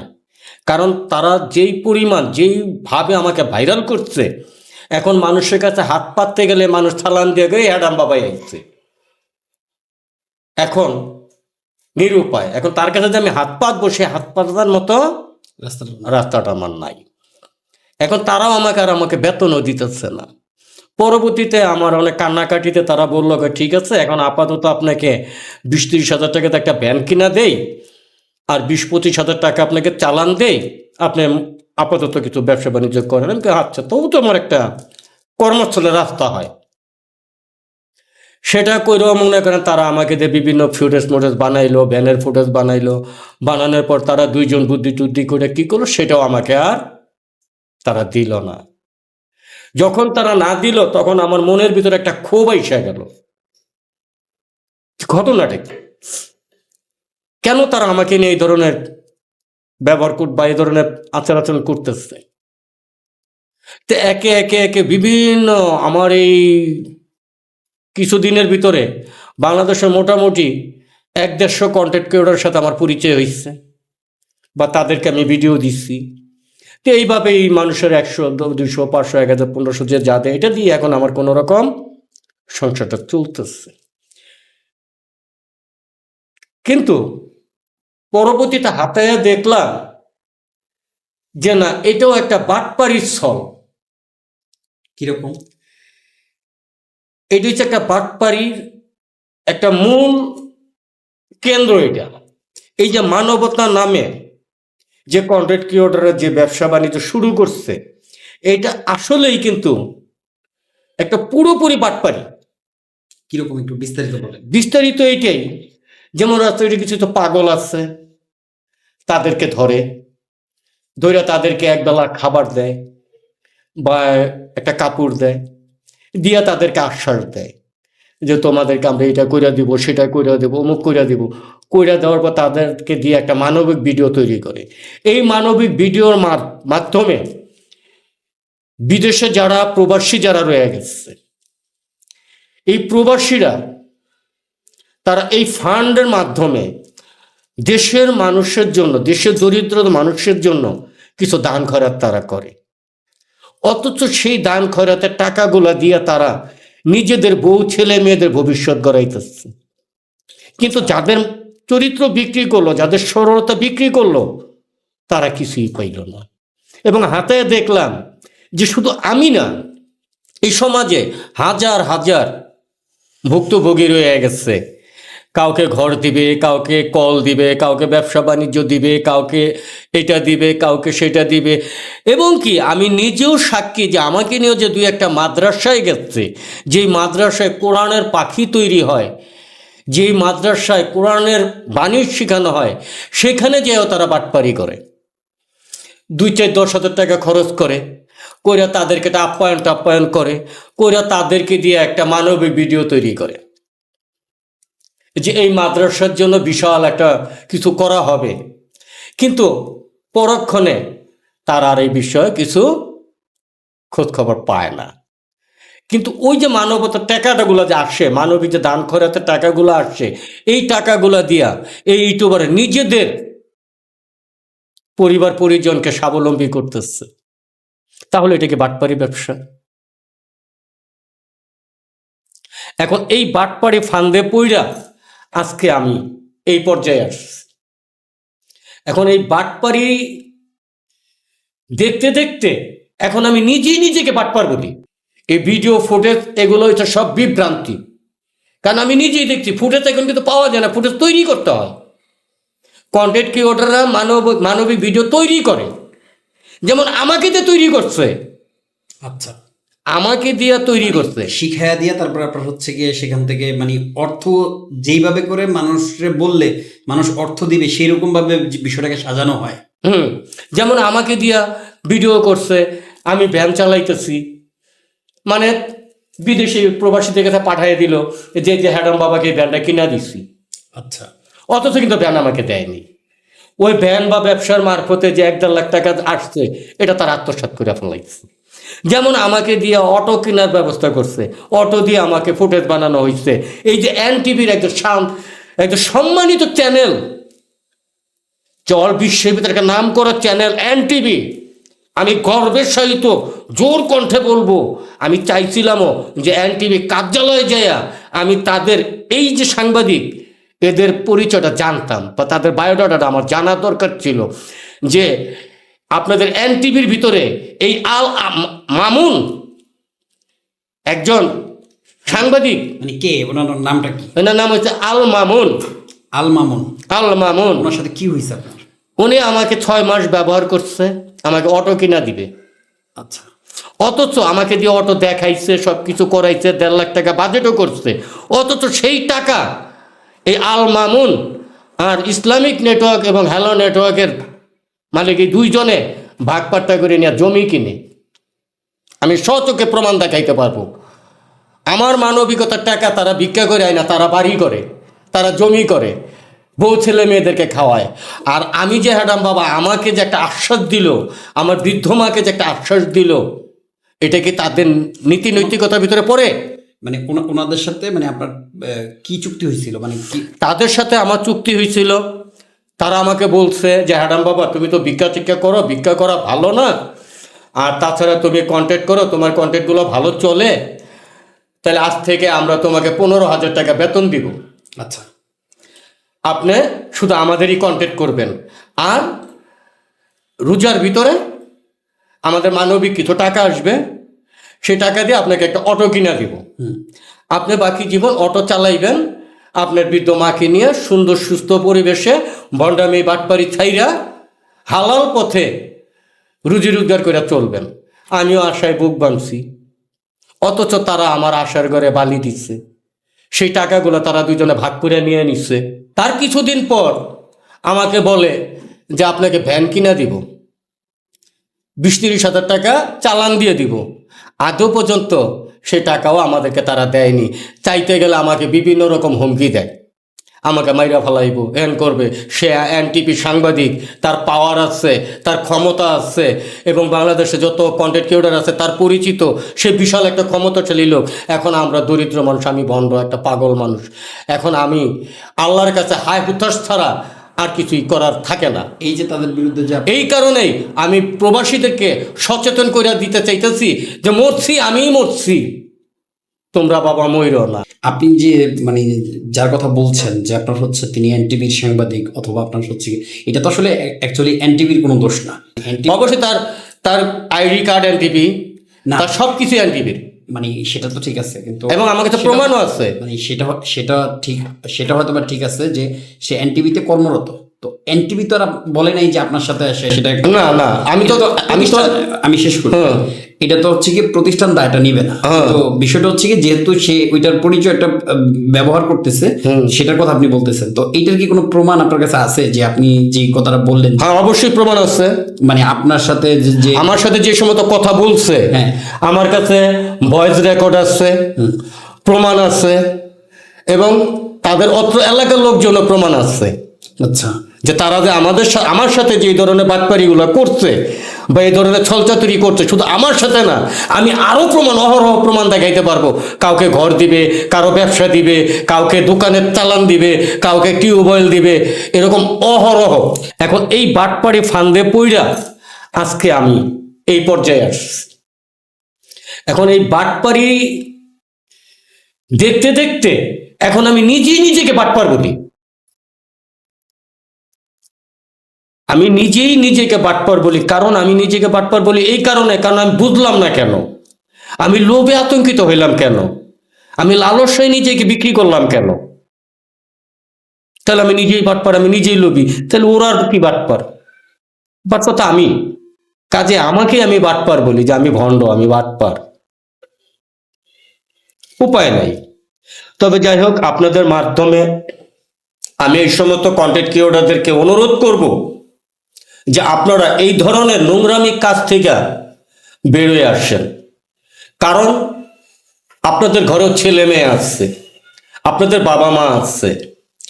একজনের সরলতা, চরিত্র, বিশ্বাসকে বিক্রি কইরা সেই টাকা দিয়ে আপনাদের ছেলে মেয়েদেরকে মানুষ করতে পারবেন? জীবনও না, হয়তো ক্ষণিকের জন্য, কিন্তু একদিন কিন্তু এই ভোগান্তি অবশ্যই আপনাকে ভুগতে হবে। আর এই ধরনের কিছু কিছু অসৎ কন্টেন্ট ক্রিয়েটরের কারণে আজকে রাস্তাঘাটে কন্টেন্টের ব্যবসা বাইরে গেছে, ভিউ ব্যবসা বাইরে গেছে। এখন যেখানে যান সেখানে দেখবেন কন্টেন্ট ক্রিয়েটর, যেখানে যাবেন সেখানে দেখবেন কি মানবিক সেবক। তারা মানবতার ভিডিও তৈরি করে, মানবিক ভিডিও তৈরি করে। তো মানবিক ভিডিও কি তৈরি করলি? আমি মুরব্বীদের মুখে শুনছি যে খাবার দেয় সে আমাকে ধ্বংসের পথে ধাবিত করলো, আর যে আমাকে পরামর্শ বা কর্ম দেয় সে আমাকে বাইচা থাকার পথ দেখাইয়া দিল। কাজেই এই যে বর্তমান শহরে আনাচে কানাচে বিভিন্ন জায়গায় এই যে প্রতিদিন 2 থেকে 5,000 লোককে খাওয়ানো হয়, আর 2,000 5,000 লোককে খাওয়াইতে কিন্তু টাকা কম পড়ে না, প্রচুর টাকা পড়ে। এই টাকা দিয়া প্রতিদিন 2 টাকা করে বেকার যুবকদেরকে তার কর্মসংস্থানের ব্যবস্থা করা যায় স্থায়ীভাবে। তাকে একা না খাওয়াইয়া তাকে একটা কর্মসংস্থানের ব্যবস্থা যদি কইরা দেয়, সেই কর্মসংস্থানের মাধ্যমে সে এবং তার পরিবার, গোটা পরিবার বাইচা থাকতে পারতেছে। আর এই যে খাবার যে খাওয়াইতেছে, আমি রিসার্চ করে দেখছি যারা যারা খায় এরা কেউ কিন্তু অসহায় না। কেউ ডেন্ডিখোর, কেউ ছিনতাইকারী, কেউ চাঁদাবাজ, কেউ গাঁজাখোর, কেউ নেশাখোর। এরা আগে কামাই কইরা 2 বেলা ভাতের পয়সা রাইখা তারপরে যে ডেন্ডি খাইতো, আর এখন তাদের খাওয়ার কোনো টেনশন নাই। আগে খাইতো ডেন্ডি 1 ডিব্বা, ওখানে ডেন্ডি খায় 2 ডিব্বা। আগে গাঞ্জা খাইতো 50 টাকায়, ওখানে গাঞ্জা দিনে ধমানি খায়। কারণ ওর বাহেরা ওই যে খাওয়ানোর ব্যবস্থা করে রাখছে, গেলেই তো মুরগির রান, বড় বড় মাংস। ও শান্তি আর শান্তি। ফ্লাইওভারের নিচে আরামে টাইম পেয়ে ঘুমাইতেছি, টাইম বই টাইম খাইতেছি। এগুলা মানবিকতা না, এগুলা বরঞ্চ আরো দেশটাকে অস্থিতিশীল করে তোলা। একটা ছিনতাইকারীকে আরো ছিনতাইতে উৎসাহ করা, একটা নেশাখোরকে আরো নেশায় উৎসাহিত করা, একটা ডেন্ডিখোরকে আরো ডেন্ডি খাওয়াতে উৎসাহিত করা, একটা বেকার ভাদাইমা লোককে তার কুইরামি করার আর উৎসাহত দেওয়া। আমি আপনাদের কাছে বিনতভাবে অনুরোধ করব, আপনারা এই ধরনের খাদ্য না। বাংলাদেশে বেকার সমস্যার জর্জরিত, বেকারত্বের অভিশাপ থেকে দেশটাকে কিভাবে বের করবা সেই ধরনের দিকে তোমরা চিন্তা দাও। তোমরা এইভাবে প্রতিদিন 5,000 2,000 লোক না খাওয়াইয়া তোমরা বাস্তবিকভাবে প্রতিদিন 2 টাকা করে বেকার লোককে এটা কর্মসংস্থানের ব্যবস্থা করে দাও। একটা মানুষকে একটা অটো কিনা দাও, হয়তো অনেকে বলবে যে আমি আজকে একটা মানুষকে অটো কিনে দিব, কালকে তো বিক্রি করে খাবে। না, এটারও ব্যবস্থা আছে। কি ব্যবস্থা? যেমন ওই অটোটার কালার বা ওই অটোটা এরকমই হবে, এরকমই আইন করা থাকবে যে অটো যাকে দান করা হইতেছে, বা একটা অটো রিক্সা বা একটা দোকান বা একটা ব্যবসা প্রতিষ্ঠান যাকে দেওয়া হইতেছে, সে ওই জিনিসটাকে, ওই বস্তুটাকে বিক্রয় বা আদবদল করার মতো কোনো বিধান থাকবে না। যে বিক্রি করবে সেও আইনের আওতায় পড়বে, যে এটাকে ক্রয় করবে সেও আইনের আওতায় পড়বে। এরকম একটা বিধি বিধান নিয়ম কইরা এই দেশের থেকে অসচ্ছল কিছু বেকার যুব সমাজ আছে, কিছু ছিনতাইকারী, লুটা চোর, ঘটি চোর, কাপড় চোর, ব্যাংক চোর, বদনা চোর, টেবিল চোর, ওই যে আপনার গেটের সামনে যে ময়লার ড্রাম থাকে হেইডা চোর, এগুলার থেকে অন্তত পক্ষে সমাজটাকে বের করে আনতে পারবেন যদি এই মানবিকতার ধারাটা পরিপূর্ণ সুস্থ অধ্যায় পরিচালনা করেন। খাইলে মানুষ মরে, না খাইলে কিন্তু মানুষ মরে না। কত কত জায়গায় কবিরা লেখা গেছে যে না খাইয়া মরতে আমি কাউকে দেখি নেই, কিন্তু অতিরিক্ত খাওয়ার ফলে কিন্তু পেট ফাইটা অনেকেই মরে গেছে। খাবার না, কর্ম চাই, মাদক নয়, কলম চাই। আমি হ্যাডাম বাবা আমার বর্তমান বাজারে 12,000-এর উপরে কন্টেন্ট চলতেছে। মানে আপনার 12,000 ভিডিও তৈরি করছে? 12,000 ভিডিও বর্তমান বাংলাদেশে বিভিন্ন কন্টেন্ট ক্রিয়েটরের মাধ্যমে চলমান আছে। তাহলে আমি কি মানবতার কিছু পাওয়ার যোগ্যতা নাই? কতজনই তো আমাকে কত রকম রান দেখাইলো, কত কিছু দেখাইলো, বাড়ি দেখাইলো, ঘর দেখাইলো, বিভিন্ন কিছু দেখাইলো, অথচ দেখতে দেখতে এখন আমার ঘরে চাউল নাই। কিছুদিন ধরে দেখতেছি কন্টেন্ট ক্রিয়েটর এখন জুয়ার ব্যবসা শুরু করে দিচ্ছে। কন্টেন্ট ক্রিয়েটররা জুয়ার ব্যবসা শুরু করছে? হ্যাঁ। কি ধরনের? যেমন এই যে কিছুদিন ধরে দেখতেছি হকশপ বিল্লাল, হকশপ বিল্লাল নামে একটা কন্টেন্ট ক্রিয়েটর আছে, সুপরিচিত। Thoughts of Billal? হ্যাঁ, মানে আমি এটা ওয়ার্কশপ বিল্লাল কই। ওয়ার্কশপ বিল্লাল? এর কারণ তো কোনো পরিচয় নাই তো। এক সময় মেশিয়ারি কাজ করছে, ওর শিক্ষাগত যোগ্যতা কত এটি তো নিজে কইতে পারবে না। ওর ফ্যামিলিগত যোগ্যতা, ওর বংশগত যোগ্যতা কি আছে সেটা তো সে বলতে পারবে না। অথচ সে লক্ষ লক্ষ টাকার অ্যামাউন্ট নিয়ে সে জুয়ার ব্যবসা শুরু করে দিচ্ছে। কিছুদিন লটারির মারফতে দেয় হোন্ডা, এখন ধরছে লটারির মাধ্যমে প্রাইভেট কার, লটারির মাধ্যমে বই, মানে বিভিন্ন মানুষের সরলতাকে পুঁজি কইরা নিজেদের আখের গুছাইতেছে। আর আমাদের বাংলাদেশের মানুষও এখন এমনই হয়ে গেছে যে ভাইরাল, এই ভাইরালের ফাঁদে পইরা অনেক অনেক যুব সমাজ, তরুণ তরুণী এবং বিশেষ করে সংসারের ভিতরে একটা অশান্তির ঝড় বয়ে যাইতেছে। সর্বশেষ যদি আপনার 2-3 বাক্যে যদি দর্শকদের উদ্দেশ্যে কিছু বলার থাকে সেই বিষয়টা যদি বলেন। আপনাদের মাধ্যমে যে যেখান থেকেই, দেশে এবং দেশের বাইরে থেকে যে যেখান থেকেই আমাদের এই ভিডিওটা দেখতেছেন, আমি সকলের কাছে বিনীত অনুরোধ, আপনারা আমার দিকে তাকায় বা আমার বৃদ্ধ একটা মা আছে, মায়ের কথা চিন্তা করে যদি সামান্যতম কিছু সাহায্য সহযোগিতা করেন, যাতে আমি এই ধরনের বাটপারি, এই ধরনের যে ভণ্ডামি, এই যে লেবাস টেবাস ছাইরা দিয়া সমাজে যেমন আর 10টা মানুষ যেভাবে চলে, হাসি খুশিভাবে সুন্দর পরিবেশে, বউ ছেলে মেয়ে নিয়ে সংসার করে আত্মীয় স্বজনের সাথে মিলামিশা থাকে, আমি যেন সেই রকমভাবে চলতে পারি এবং আল্লাহ রাসূলের পথে যেন আমি নিজেকে উৎসাহিত করতে পারি। এবং হয়তো অন্যায়কে আমি প্রতিবাদ করার মতন আমাকে তো ক্ষমতা নেই, কিন্তু অন্যায়কে দেখে আমার ঘৃণা করার মতন অধিকার তো আমার আছে। আমি হয়তো প্রতিবাদ করতে পারবো না, কিন্তু ঘৃণা তো করতে পারবো। এটাই আমার দর্শকের কাছে চাওয়া। আর দর্শক আমাকে অনেকে অনেক রকম মন্তব্য করেন, অনেকে অনেক রকম ভাবেন, আসলে কিন্তু বিষয় এটা না। আমি বিভিন্নভাবে বিভিন্ন সময় বিভিন্ন কন্টেন্ট ক্রিয়েটরদের মাধ্যমে আমি যে বিভিন্ন ধরনের টিকটক, ফানি কিচ্ছা বা বিভিন্ন বিনোদনমূলক যে ভিডিওগুলো সম্প্রচার করা হয়, সেটা মনে করে একান্তই মানুষকে আনন্দ দেওয়ার জন্য এবং মানুষকে উৎসাহ দেওয়ার জন্য। হয়তো বিনিময়ে আমি এখান থেকে 2টা টাকা পাই, আমি সেই টাকাটা দিয়ে হয়তো আমার সংসার চলে, কারণ আমি তো চুরি করতে পারি না। আগে 10 জনের কাছে ভিক্ষা করে খাইতাম, যেটা সত্য কথা, কারণ সত্য কখনো চাপা রাখা যায় না, আর আল্লাহ পাক মিথ্যাবাদীকে কখনো পছন্দ করে না। আমিও 10 জনের কাছে, আপনাদের কাছে সত্য কথা বলি, আমি একটা অসহায় নিঃস্ব, আমার কাছে এমন কোনো অ্যাবিলিটি নাই। এখন যদি আমাকে রাস্তায় কেউ ধরে পুলিশে ধরে, আমি যে 500 টাকা বা 1000 টাকা যে আমি ঘরের থেকে আইনা দিব, সেই ক্ষমতাও আমার নাই, কারণ আমি রোজ কামাই রোজ খাই।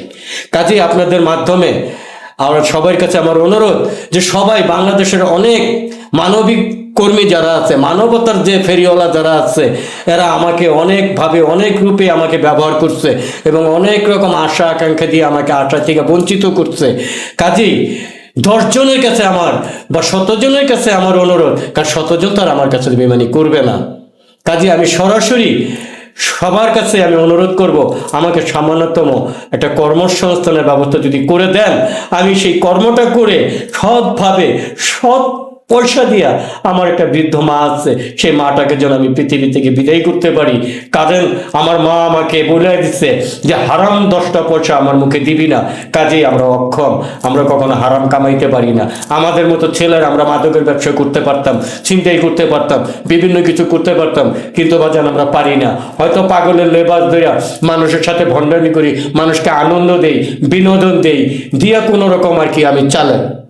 এতে মানুষ অনেকে অনেক রকম ভাবে, অনেক রকম মন্তব্য করে, মন্তব্য করাটাই স্বাভাবিক, কারণ বর্তমান যেটা চলতেছে, পাগলের সম্মান পাগলেরাই নষ্ট করছে। পাগলের একটা সম্মান ছিল, আগে পাগল রাস্তায় দেখলে মানুষ সম্মান করছে, আর এখন রাস্তাঘাটে পাগল দেখলে গাঁজা ঘটাইতেছে। যেহেতু আমি নিজে এটা প্রমাণ, আমি যদি কোনো এলাকায় যাই, কোনো মহল্লায় যাই, অনেক অনেক যুবক সমাজ আছে আমাকে বলে, এই সাধু ম্যাডাম বাবা আছে। অনেক সময় আমার রাগ হয়, কিন্তু রাগ হইলেও নিজেকে চাইপা ধরে রাখি, কারণ এই দোষটা তো ওদের না, দোষটা তো আমাদের মতো লেবারদারি কিছু পাগলের। আমাদের মতো পাগলের মাধ্যমে যদি যুব সমাজ না পাইতো, তাহলে তো যুব সমাজ আমাদেরকে ডাক দিয়ে এই কথা বলার মতো সাহস করতো না, কোনোদিনও না। কিন্তু আমাদের পাগলের সম্মান আমরা পাগলেরই নষ্ট করছি। কাজে অনেকে ফুটেজের মাধ্যমে অনেকেই বলে হ্যাডাম বাবা গাঁজাখোর, গাঁজা বেশি খাইছে, হয়তো ডেট ফেল গাঁজা খাইছে। হ্যাঁ, আমি গাঁজা নিয়ে অনেক রকম অনেক কথা বলি এবং অনেক ফুটেজও অনেক করি। আসলে বিষয় কি, আমি ধূমপানকে পছন্দ করি না, তবে আমার পান খাওয়ার একটা অভ্যাস, চা খাওয়ার একটা অভ্যাস। তবে পর্যায়ক্রমে বিভিন্ন দিক বিভিন্ন বিষয় পর্যালোচনা করতে গেলে কিছুটা ব্যবহার করতে হয়, কিন্তু সেটা কিন্তু চিরস্থায়ী না, বা সেটা পেশা বা কোনো ইতে না, হয়তো সাময়িকভাবে সেটা দরজা পাগলের কাছে বসলাম, সেটাই। তো এইটাই আমার দর্শকের কাছে দোয়া বা ভালোবাসা বা চাওয়া রইল।